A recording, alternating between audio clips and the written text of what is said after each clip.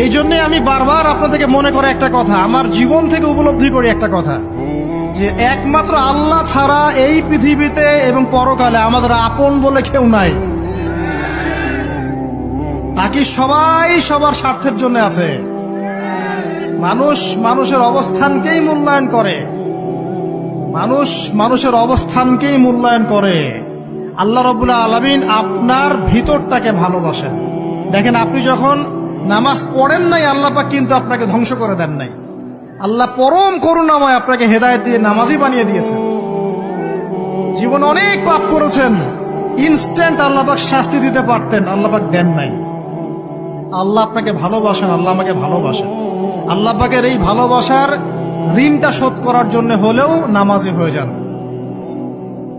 আল্লাহর পথে ফিরে আসেন, দিনের জন্য কিছু করেন, দিনের ফিকির করেন, পড়াশোনা করেন।